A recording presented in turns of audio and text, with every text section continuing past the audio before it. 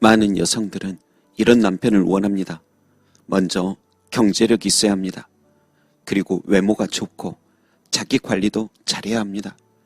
게다가 성격까지 좋고 공감 능력도 뛰어나며 살아온 가정 환경까지 좋기를 원합니다. 그러나 이 정도의 능력을 갖춘 젊은 남성이 과연 얼마나 있을까요? 또 결혼을 한 후에도 가장은 슈퍼맨이 되어야 합니다.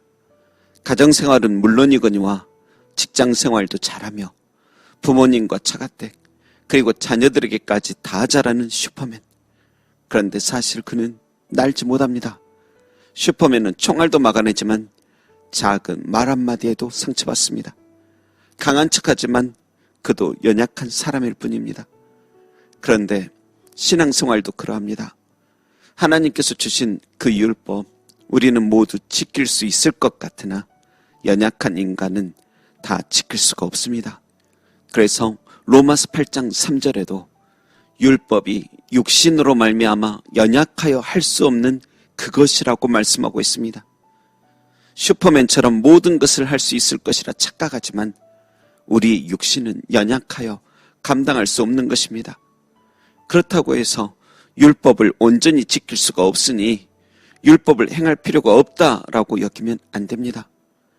율법의 요구인 하나님 사랑과 이웃사랑은 계속 진행되어야 합니다. 힘들어도 부모를 공경해야 합니다. 어떤 유혹 속에서도 거짓 증거를 하지 않으며 간음하거나 도둑질하는 일이 없어야 합니다. 이웃의 집을 탐내며 살기보다 성실하고 질서 있게 살아야 할 것입니다.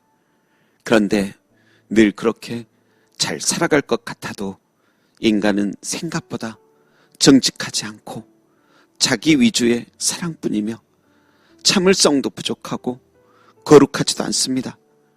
아닙니다. 저는 정직하고 사랑 많고 거룩합니다.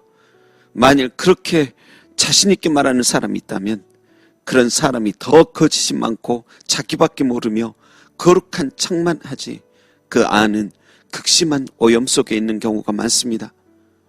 그런데 그 사람뿐만 아닌 인간은 누구나 그렇게 연약하기에 율법이 원하는 요구를 이룰 수 없습니다. 최고의 남편감이 되고 싶고 슈퍼맨처럼 두루 다 잘하고 싶지만 결국은 부족한 존재일 뿐이구나 느끼게 되듯이 회개를 했던 신앙인이라면 모두 자신의 한계를 느꼈을 것입니다. 여러분, 그래서 우리는 율법 앞에서 완벽해지기 위해 사는 것이 아니라 하루하루 시마다 때마다 은혜를 힘입고 살아가야 할 존재들입니다. 그러하기에 슈퍼맨처럼 끝까지 날아보려고 애쓰기보다 나는 날 수 없는 사람임을 인정하고 사람을 향한 지나친 기대도 멈춰야만 합니다. 그 기대는 곧 실망으로 되돌아올 것이기 때문입니다. 그런데 율법이 육신으로 말미암아 연약하여 할 수 없는 그것을 하나님은 하실 수 있다고 말씀합니다.